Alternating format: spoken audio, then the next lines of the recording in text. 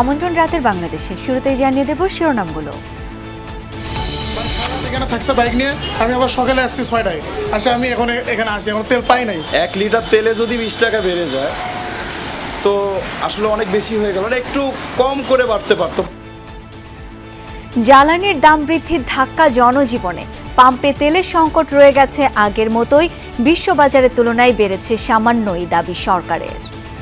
যে স্টক তৈরি করেছে তার যে দাম পড়েছে সেই দামের থেকে নিচে আমরা এখন প্রাইস অ্যাডজাস্টমেন্ট করছি। আমেরিকাতে দাম দ্বিগুণ হয়ে গেছে, শ্রীলঙ্কায় 25% হয়ে গেছে, তারপরে আমরা যতটুকু বেরিয়েছি খুবই নগণ্য।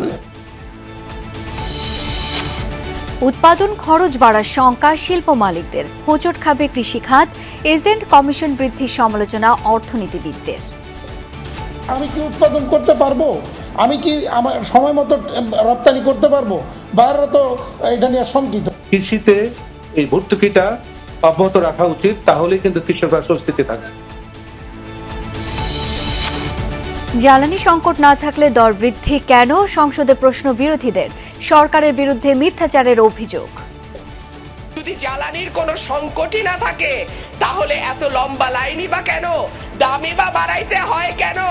অফিস কর্মসূচি সময় পরিবর্তন করতে হয় কেন? হামের উপসর্গে আরও 4 শিশুর মৃত্যুর খবর দিল স্বাস্থ্য অধিদপ্তর। শয্যা সংকটে ওয়ার্ডের বাইরে রেখে চিকিৎসায় বাড়ছে সংক্রমণ ঝুঁকি। বিভিন্ন জায়গায় ডাক্তার দেখাইছি, কমিটলা জায়গায় ধরা পড়ছে যে ওর শরীরে হাম হচ্ছে। কেন ওরা করছে এটাও কিনতে হয়েছে, তারপরে স্যালাইন যে দিছিল ওই যে পাইপটা ওইটাও কিনা হয়েছে। ইরান যুক্তরাষ্ট্র দ্বিতীয় দফার আলোচনার আগে দুপক্ষের কথার লড়াই। দিনক্ষণ ঠিক না হলেও কাল পাকিস্তান যাচ্ছে মার্কিন প্রতিনিধি দল। এছাড়াও রাতের বাংলাদেশে থাকছে মিরপুরে কাল দ্বিতীয় ওয়ানডেতে নিউজিল্যান্ডের বিপক্ষে মাঠে নামবে বাংলাদেশ। সমতায় ফেরার মিশনে ঘুরে দাঁড়াবে দল, আশা শরীফুলের।